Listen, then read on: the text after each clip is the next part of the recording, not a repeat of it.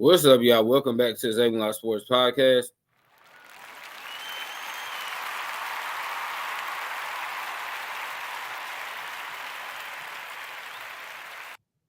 I'm your host, Isaiah, and y'all, it is NBA Draft Day, and I'm here to give y'all my second and final 2024 NBA mock draft. As most of y'all know, man, this is probably the most unpredictable draft in NBA history. So I'm pretty sure my mock draft is going to be extremely wrong, but obviously I want to come on here and do this, for fun. So without further ado, y'all, let's go ahead and get into this.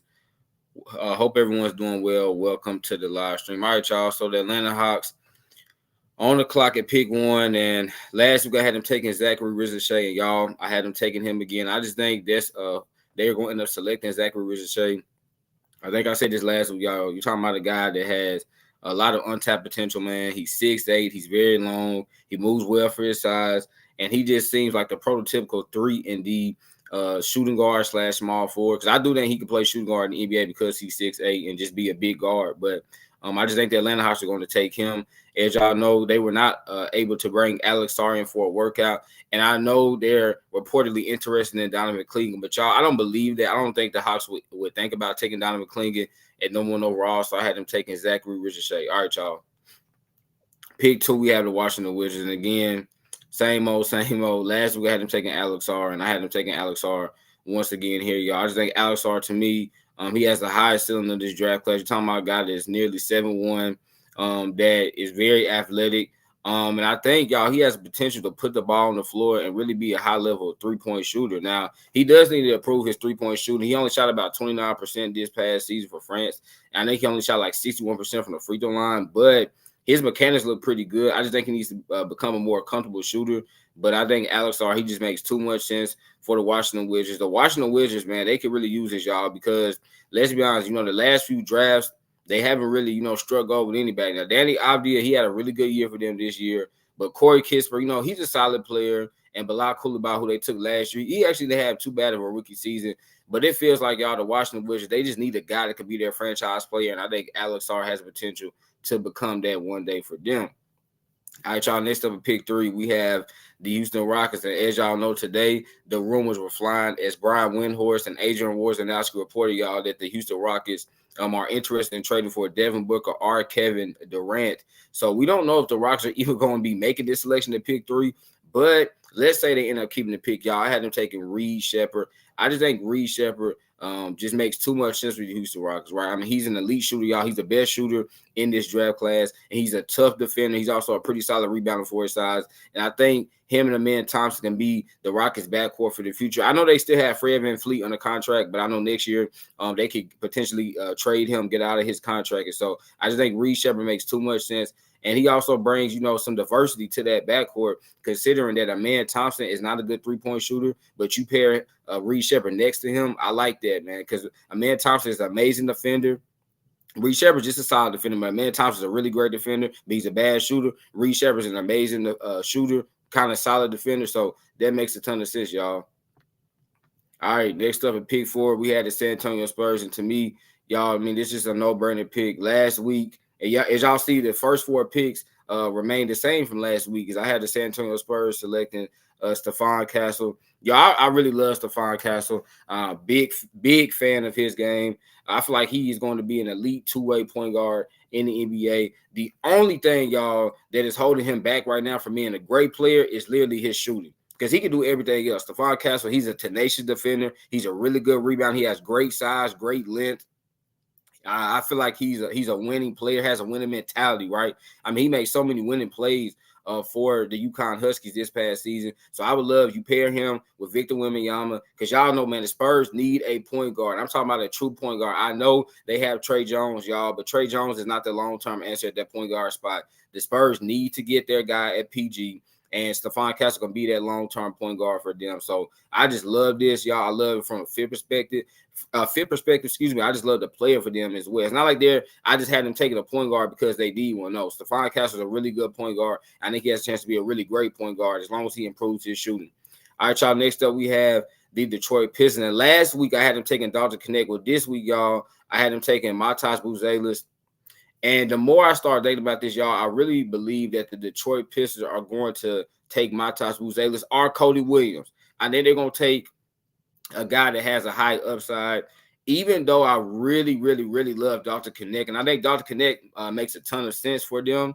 I think because the Detroit Pistons, they have a new general manager, Trajan Langdon. We don't know how he feels about the roster, so there's a chance he could kind of tear that roster down. I mean, he might trade Jaden Ivey, he could trade Jalen Duren. So I think because of that, the Pistons are still going to be in a rebuild. I don't think he's going to try to, speed this rebuild up. So I think he's going to take the guy that has the higher upside. Matas Buzelis, y'all. I mean, I like him. I don't love him. I really love Dr. Connect just because of his shooting and his athleticism. But Matas Buzelis, he has a chance to be a really special player because he's 6'. I mean, he could be like a 6'10" point guard out there because he's a very good ball handler. He's a very good defender. He averaged 2.1 blocks per game this year for G League Ignite. And he has great versatility as I think he could play point guard through power forward. So if he improves his shooting, kind of like Stephon Castle, man, if Matas Buzelis improves his shooting, he has a chance to be a really special player. Let me get to a couple of these comments. Hello, hey, what's going on? What's going on?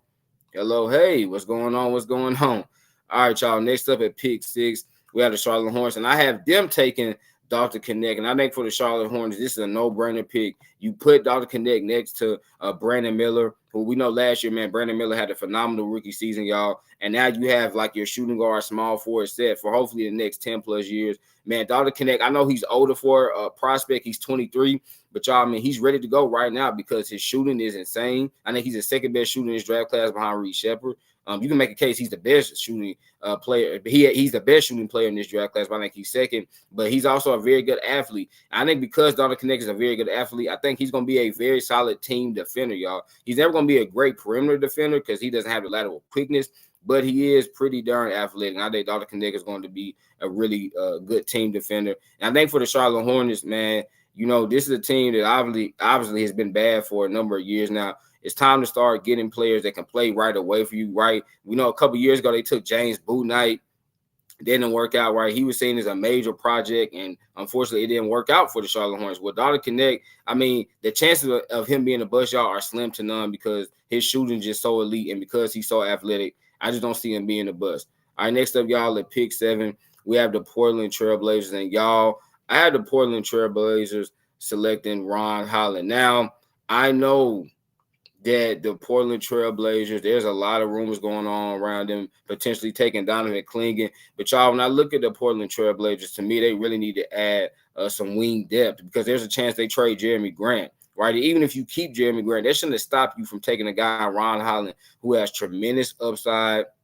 He's a really, really great defender. Y'all can really handle the ball well for his size. Ron Holland, again, it comes down to his shooting. A lot of these guys in this draft class, y'all, it's going to come down to their shooting because they darn near have everything else. I love Ron Holland's mentality, man. He's a tremendous he has a tremendous work ethic. And I just think this is a guy that if he can improve his shooting, he's going to be a great two-way player. That's why I see him as being a two-way player. I don't think Ron Holland's going to be a superstar because I know some people think that. I don't think he's going to be a superstar. I think he's going to be a star player. But you still need that. You still need star players in the NBA, and I think he's going to be a star player. And for the Portland Trailblazers, you have a bevy of guards right now, right? I mean, Scoot Henderson, Shaded Sharp, Anthony Simons. It's time to start adding some wings to this team, and I had them doing that in Ron Holland. Next up, y'all, pick 8. I had the San Antonio Spurs selecting Cody Williams. Now, last week I had him taking Devin Carter, but y'all, the more I start to think about this, I think Cody Williams would fit very nicely with the San Antonio Spurs because I'm not sure Keldon Johnson is going to be on the San Antonio Spurs much longer. And if they end up trading him, Cody Williams can step right into that small forward spot and, take over and lock down their position. Y'all, Cody Williams, he's a really good three-point shooter. He still needs to develop a little bit in terms of his mechanics. But right now his percentages look pretty good, right? He shot about 41%. And then he's a solid defender. He does need to get stronger, add some more weight to him. But I think the San Antonio Spurs could potentially see him as being like their next Kawhi Leonard because y'all, Cody Williams has that potential to be like the next Kawhi Leonard. Because right now he's just a 3-and-D player. But if he adds some ball handling to his game, man, Cody Williams is going to be a phenomenal player. And I think for the San Antonio Spurs, I trust their player development program to be able to really get this young man to become a great player in the NBA. And I like Cody Williams going to the San Antonio Spurs. All right, y'all. Next up, we have the Memphis Grizzlies on the clock at pick 9. And this is an easy pick. I had them taking Donovan Clingan. Again, y'all, I'm not as high on Donovan Clingan as some other people are, but I still like him. And I think you pair him next to Jaren Jackson Jr. and now the Grizzlies, I said this on last week, I mean, that would be the best defensive front court in the NBA. Two amazing shot blockers, y'all. And then Donovan Clingan gives the Grizzlies some more rebounding, right? And that takes some pressure off Jaren Jackson Jr. because right now Jaren Jackson Jr. has to do so much of the rebounding duties for the Memphis Grizzlies. And y'all, we know Jaren Jackson Jr., he's just not the best rebounder because he just isn't the biggest guy. He's better playing the power forward position. So you get a guy in Donovan Clingan, amazing rebounder, amazing shot blocker. You don't need him to do much offensively, even though he's capable. But I just love this from a fit perspective, y'all. All right. Next up, we have the Utah Jazz on the clock. And again, a pretty easy pick for me. I had them taking Nikola Topic, y'all. And I think the Utah Jazz, they're going to take best player available. And to me, at this point, Nikola Topic is the best player available. And we're talking about a guy, y'all, I said this on last week. He really reminds me of Goran Dragic in terms of his size, his craftiness, finishing around the rim. And I think he's going to be a really solid three-point shooter in the NBA. And he's a very good ball handler, a very good playmaker, y'all. And that's what the Jazz need, right? Because you got some scoring guards from the team. Colin Sexton, Keontae George, who they selected last year. It's time to get like a big playmaking point guard here because the Jazz don't have a lot of size. That's the two things they're lacking in their backcourt, y'all. Size and playmaking, right? Because they got scores, like I said, but they just need some more size and playmaking. Nikola Topic will definitely get them that. Now we don't know if he's gonna be ready to go this year because we know he has knee problems, but if he's healthy, ready to go, he could potentially play right away, or you could potentially, send him to the G League and then maybe say in February he'll be ready to come up to the NBA level and start being a productive player. But yeah, I just think this makes too much sense for the Utah Jazz. All right, next up, y'all, we have the Chicago Bulls on the clock.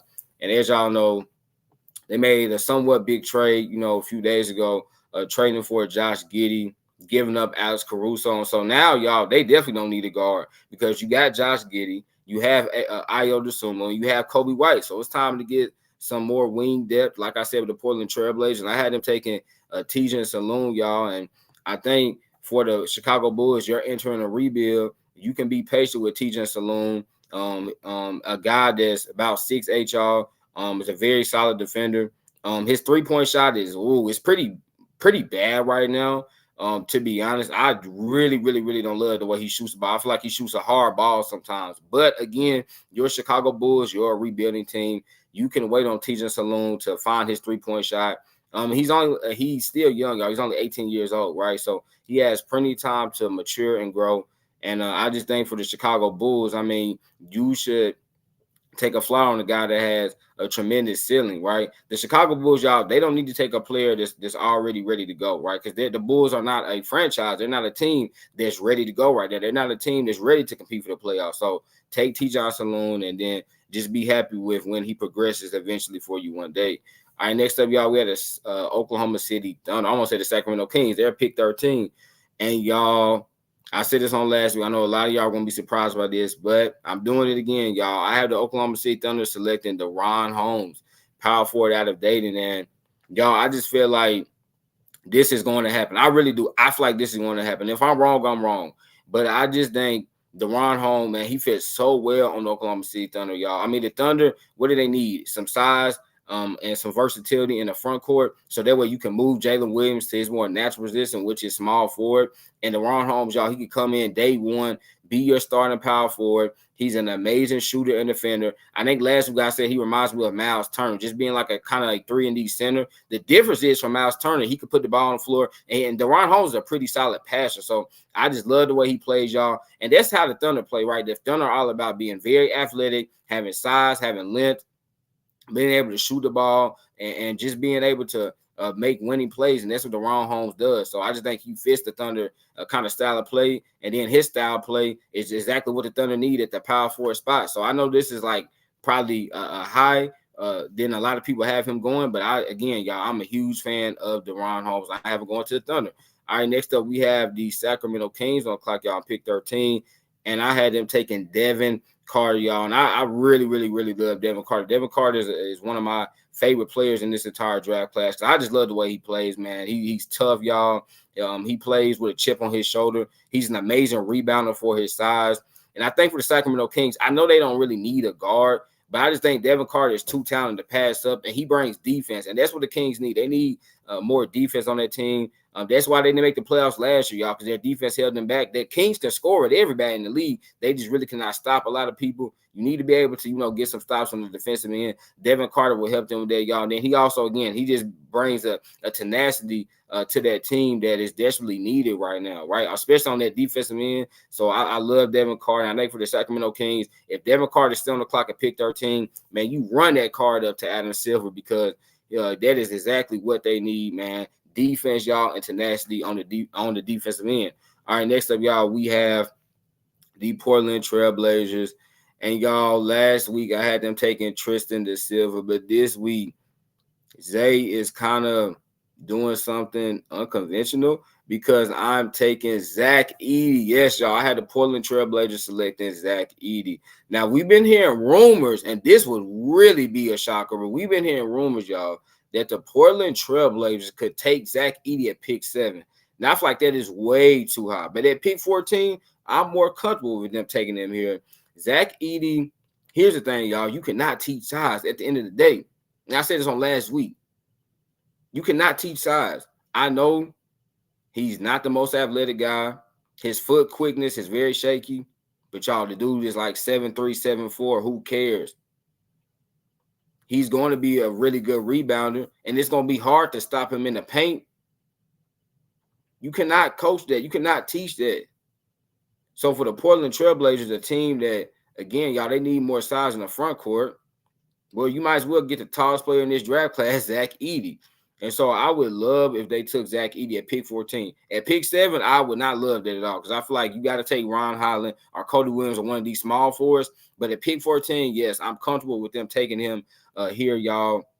Because when you look at the Portland Trailblazers, I know they got DeAndre Ayton and they have Robert Williams. Obviously, Robert Williams, man, he just continues to have injury problems. So I don't know what the Blazers are going to do with him. I think they're going to probably end up trading him more than likely. And then DeAndre Ayton, I don't think having DeAndre Ayton on the team is going to stop them from taking Zach Edey or any one of these centers. They could take Khalil Ware or Yves Missi. I don't think it's going to stop them from taking the center because it seems like they really want to come out this draft with a big man. So I had them taking a big man, pun intended, Zach Edey. All right, y'all, next up we had the Miami Heat at pick 15. And last week I had them taking Rob Dillingham, y'all, and this week is more the same. I had them taking Rob Dillingham. I don't think Rob Dillingham is going to go in the top 10, y'all. I think I said this last week. I'm lower on him than some people are. I like Rob Dillingham, but I don't love him the way some people do just because of his size and his defense. And it's like I don't, and him being a small guard, y'all. I just don't think that bodes well for him, depending on the team he's going to. But for the Miami Heat, I would love this fit because the Miami Heat, they need to get some athleticism, they need to get some shooting and some youth in that backcourt, y'all. The Miami Heat were one of the worst scoring teams in the NBA last year and somehow still made the playoffs. Well, Rob Dillingham will absolutely come in there and be able to provide some more offensive scoring for this team, y'all. I mean, he's an electrifying guard, very fun player to watch, an amazing shooter, and is super competitive. And I think he fits with Heat culture. And maybe he could end up being a good defender. He might surprise me. I mean, if he joins the Heat, we know Eric Spoelstra and the Heat, they're all about defense. So maybe Rob Dillingham could turn into a solid defender. But I think his offensive ability, y'all, is what's really going to draw the Miami Heat to him. All right, next up, y'all, at pick 16, we have the Philadelphia 76ers. And last week, I had them taking Ja'Kobe Walter, y'all, and I had them taking him again this week. I just think Ja'Kobe Walter makes too much sense. You're talking about a guy that's a two-way wing that I know he only shot about 34% from three, but I'm telling y'all, I think this dude's going to be like a 37, 38% three-point shooter. And then also he's very aggressive in terms of attacking the basket. And I think for the Philadelphia 76ers, we saw when Joel Embiid went out, y'all, they had a hard time generating points outside of Tyrese Maxey. So if you add Ja'Kobe Walter, he gives you another scoring guard on the perimeter, and he's also a pretty solid defender. So I just love Ja'Kobe Walter going to the Philadelphia 76ers. I really think this is going to happen. This is one of the picks, y'all, that I feel very confident in because I just think if he's there, I don't see the Philadelphia 76ers not taking him. All right, next up, y'all, at pick 17, we have my Los Angeles Lakers, quote unquote. Y'all know we hired JJ Redick, and JJ Redick is going to kind of bring a different flavor to this team, so to speak, because we know JJ Redick is one of the best shooters in NBA history, y'all. And I think he wants the Lakers to kind of mirror that. I think he wants the Lakers to increase their three-point volume attempts. And so because of that, you would say, well, the Lakers are going to be targeting somebody, that can shoot the ball at a high level. But y'all, I have them taking. I still just feel like this makes too much sense. I had the Los Angeles Lakers taking Khalil Ware, and I had them taking him last week. Y'all, here's the thing. I know the Lakers could take Jeremy McCain. I know they could take Tristan De Silva. But my gosh, the Lakers need a center, y'all. They absolutely need a center. We've already heard Anthony Davis say what he's basically said without saying that he's tired of playing the center spot. Okay, he wants to go back to the power forward spot. So I think the Lakers need to take a center, whether it's Yves Missi, Khalil Ware, whoever it is, or if Zach Edey's still there. But I had him taking Khalil Ware, y'all. And the reason I think they're going to really like Khalil Ware is because of his three-point shooting. He shot 42% from three this past season for the Indiana Hoosiers. Now, I know he only took about like 1.3 or 1.4 attempts per game, but I think for the Los Angeles Lakers, he would probably take 3 or 4 three-pointers per game. And y'all, Khalil Ware, I mean, we already know, great rebounder, great shot blocker. He's a lob threat, and then with his ability, to shoot the three ball, I think the Lakers, that's what you need from that center spot. So I had to take a Khalil Ware. Again, y'all, I just think that makes too much sense. All right, y'all, next up, we have the Orlando Magic. And y'all, last week, I had them taking Jared McCain. But y'all, this week, and I'm going to kind of do something different. I had them taking Bub Carrington. We know Bub Carrington, his first name is Carlton, but everyone just calls him Bub. Y'all, Bub Carrington has really been rising up those draft boards. I like him, and I think the reason I have him going over Jared McCain is because of his defense, right? We know the Orlando Magic love defense. I think Bub Carrington is a better defender at this point than Jared McCain is. Now, Jared McCain is definitely a better shooter, but I think Bub Carrington is a better defender, and he's a better passer. And I think for the Orlando Magic, they really need to, improve their guard play. We know last year they took Anthony Black. I don't even know how they feel about Anthony Black. So I think Bub Carrington has a real shot, y'all, his rookie year to get some minutes. And I just think for the Orlando Magic, you need a guy like Bub Carrington who can really get those buckets, but also still be a good passer and good defender as well. Because, again, y'all, the Magic, one thing they're not going to do, they're not going to trade offense for defense. No, if you're a Magic player, you have to be able to play defense, and Bub Carrington can do that. So I have him going there. I know this is probably a little high for him, but, y'all, this is what I have happening. All right, next up, y'all, we have the Toronto Raptors, and this is where I have Jared McCain going.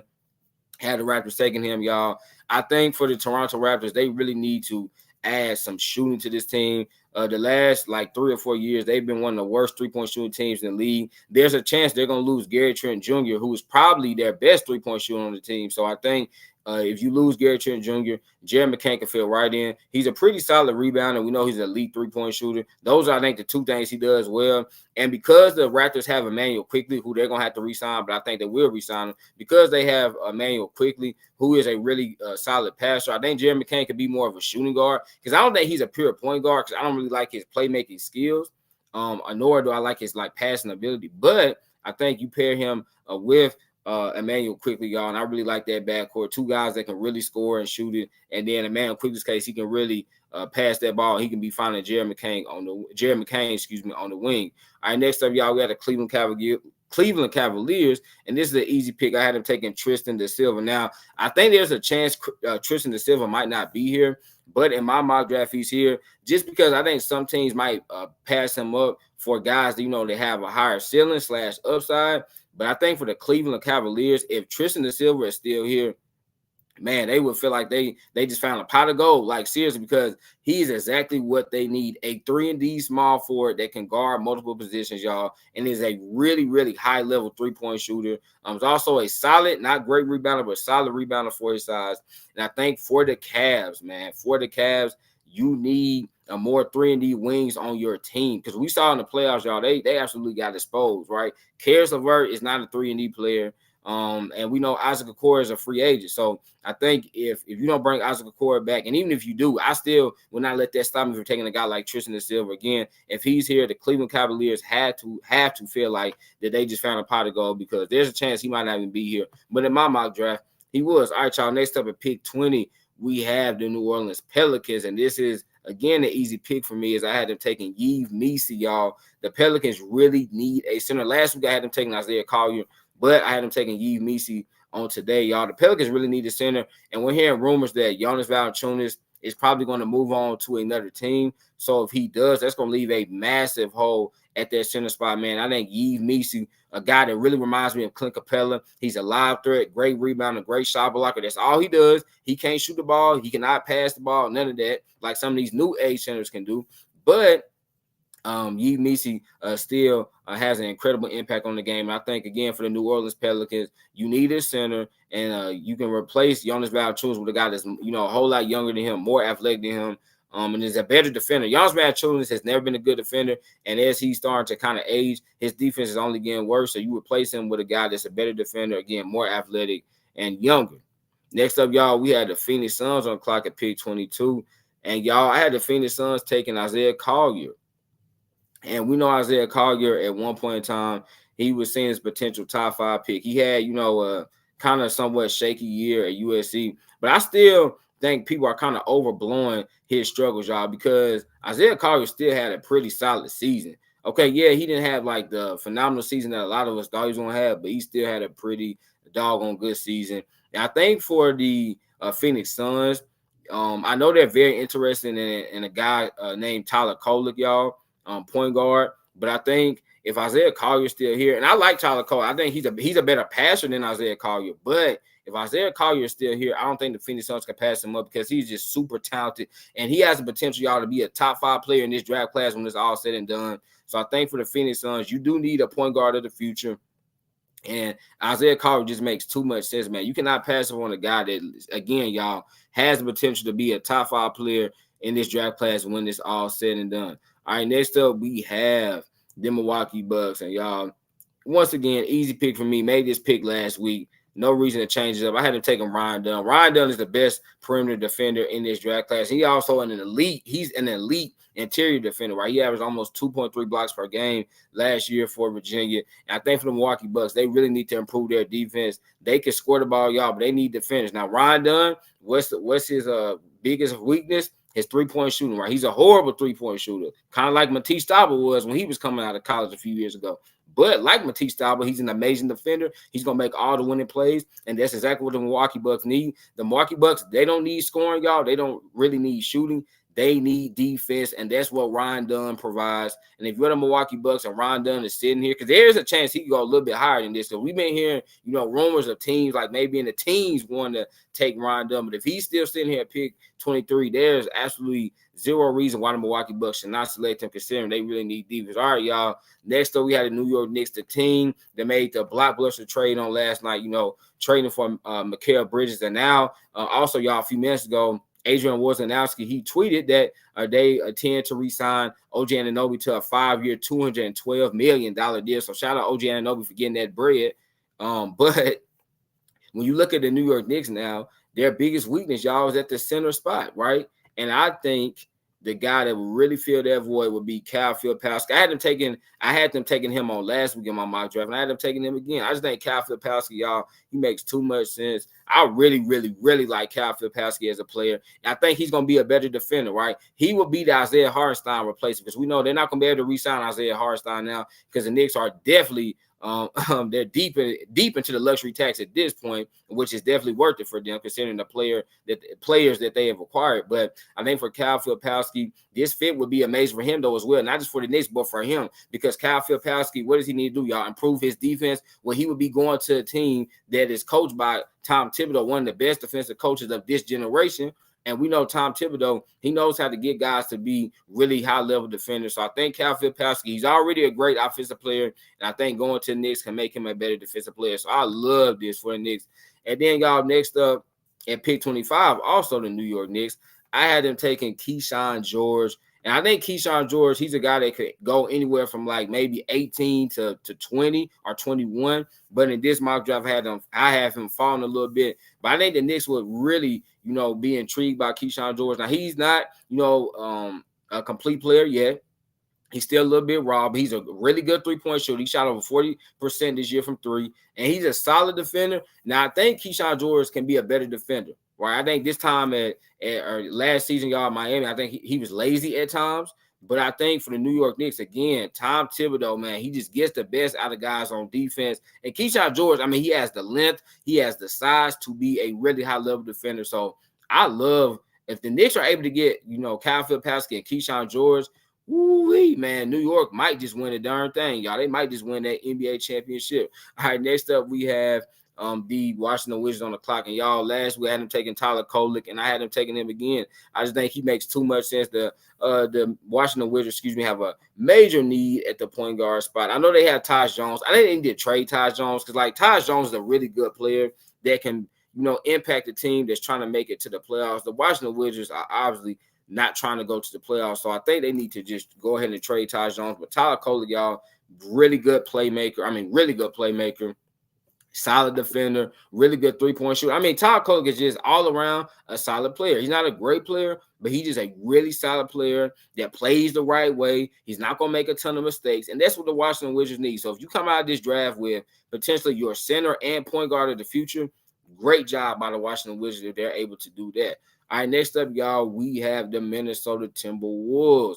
And y'all had the Minnesota Timberwolves selecting Terrence Shannon Jr. When I looked at Minnesota Timberwolves, in that series, y'all, against the Dallas Mavericks, they really struggled to generate offense at times outside of Anthony Edwards. Now, there was a game that Karl Towns, he really, played well offensively. But, y'all, this team just needs more scoring. They have a ton of defense, and I love that.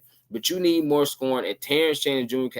can absolutely provide that scoring off the bench, y'all. Can you imagine, though, when him and Anthony Edwards are on the court at the same time, and this was to happen? That would just be an absolute great duo to watch offensively, and also two dudes that are very competitive, y'all, that are dogs defensively. But Terrence Shannon Jr., I think he has the potential to be a great two-way kind of attacking guard in the NBA. And I think for the Minnesota Timberwolves, again, you need more offense, and Terrence Shannon Jr. will be able to provide them. He's also a really, really good defender. So I just love this for the Minnesota Timberwolves. Because Terrence Shannon Jr., let's be honest, he really could go in the teens, y'all, to the early 20s. All right, next up, we have the Denver Nuggets, y'all. And last week, I had them taking Baylor Scheierman, and I had them taking him again, y'all. I think the Denver Nuggets, are probably going to lose Kentavious Caldwell-Pope. And even if they bring him back, you need to add, a shooting guard to me in this draft class that can potentially take over for KCP, because we know the Denver Nuggets, y'all, that team is starting to get very expensive, and eventually you're going to need these young guys on these rookie contracts to really step up. Baylor Scheierman, y'all, he's a guy that's ready to go right now, very similar to a Dalton Knecht, a player that you don't have to worry about.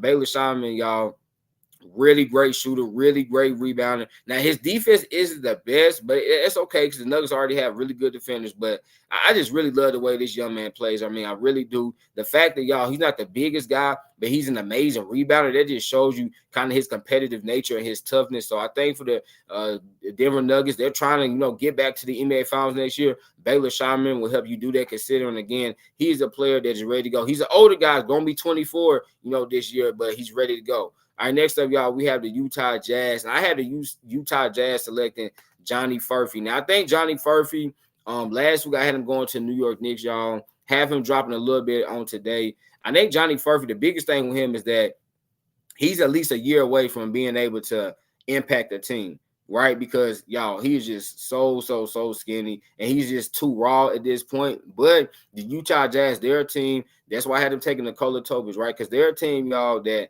can be patient. They're not going to be competing next year. Johnny Furphy, you can allow him to be in the G League and just really get stronger, right? Really lift those weights. And then when he's ready to go, in 2025 for you, he's a guy that can be a really nice defender, really good three-point shooter, and he can be like a big shooting guard out there, because he is a big shooting guard, right? Johnny Furphy's like 6'7", 6'8". So, and I keep telling y'all, the Utah Jazz, they need to add more size in that backcourt, where Johnny Furphy would allow you to add that size in the backcourt. So you have him and Nikola Jokic in the backcourt. Really, really, really, really, really love that, y'all. All right, and then with the 30th and final pick, we had the defending champion, y'all, Boston Celtics. And when you look at the Boston Celtics, right, there's a lot of ways that they can go, y'all, because the Boston Celtics, they could, potentially try to get a backup center, or they can add some more guard depth off the bench. And, y'all, that's why I had them going, actually. I had them taking Jalen Tyson, guard out of California. I think Jalen Tyson is a guy that can end up sneaking into the first round. And I do have him sneaking into the first round. He's a guy this past year for Cal, y'all. He averaged about 20 points per game. Now, Cal was not a good team, so that's probably why Jalen Tyson averaged as many points as he did. But when I look at Jalen Tyson, he's a high level scorer. He's a pretty good rebounder. And I think for the Boston Celtics, they do need some more production from their bench because really this year, y'all, I mean, Peyton Pritchard, let's be honest, Peyton Pritchard and Sam Hauser, yes, they're good shooters, but that's really all they give you. Jalen Tyson, good scorer, good shooter, good rebounder, and I think he fits well into the Boston Celtics system. So I had him taking Jalen Tyson. I'm telling y'all, don't be surprised if he ends up going in the first round. He could slide to the second, but I think there's a good chance that he goes in the first round. All right, y'all. So there you have it. That is my second and final 2024 NBA mock draft. Y'all, the NBA draft is literally going to start in about an hour. I'm super, super, super excited, man. I hope y'all enjoyed my second and final mock draft.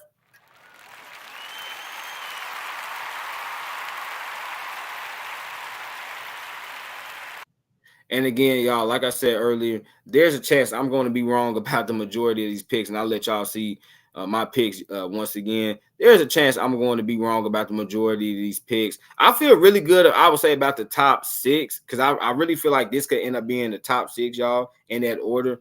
But outside of that, I mean, it's just going to be so much unpredictability when it comes to this draft class. But again, y'all, we love to do this kind of stuff.